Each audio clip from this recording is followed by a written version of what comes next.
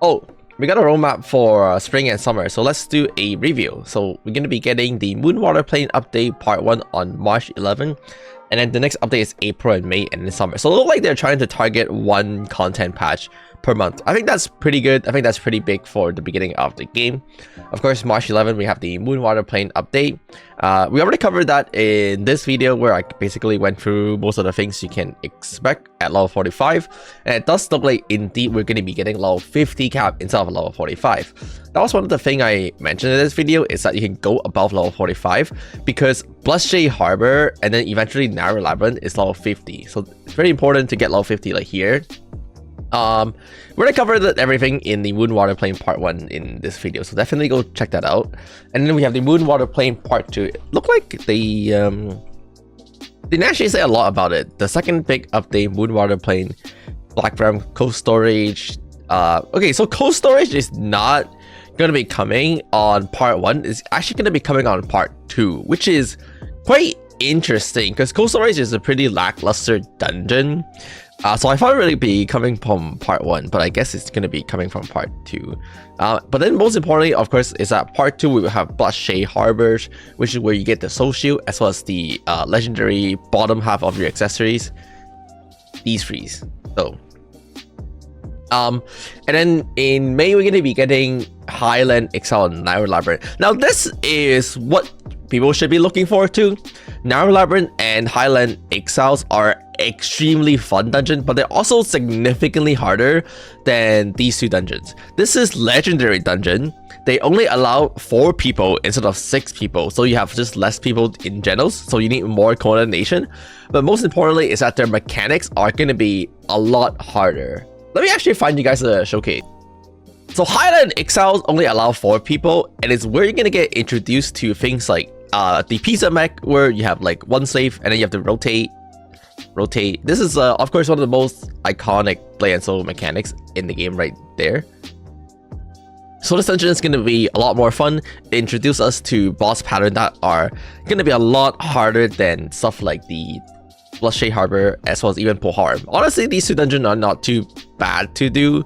But starting on, I think, Highland Exiles and then Narrow Labyrinth is where it really have to start paying attention and stuff like that.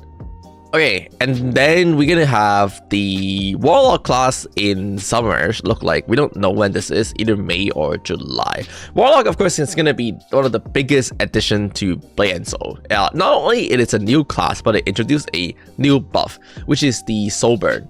And if you're a free-to-play player, this is the class you want to play. The reason is playing this class allow you to get into any party there in existence. All right, like this class is a straight cheat code to any party. But the thing is, I think there isn't any more dungeon after this point. So like this content patch is just gonna be a new class and like nothing else really. So it might be like a more of a take a break patch unless you're playing Warlock here.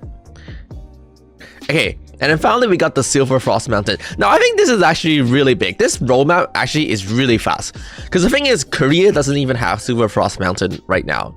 And Silverfrost Mountain, I feel like it's where the game opened up. It is basically the big region right here. It is like gigantic, and it has all the level 60 content. China currently have this, and they have all the latest content up until Black Tower, I think.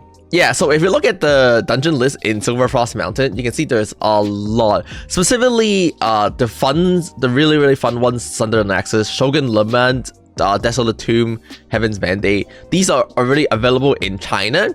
That means the next content patch after Silverfrost Mountain is probably gonna be BT. And that's gonna be the big one. It's gonna be our first 12-man raid available in Play and Soul. It's gonna be like super fun. If you go into game right now and you like invite someone to a party and it say like they're already in a party, they want to make an alliance. That's what this is. This is an alliance. So you can see there's 2 party of 6. Thank you for your content. Oh, of course, no problem. Okay, but yeah, this is Black Tower. This is 12 people. It's super fun. This is the Raven King, a really fun fight.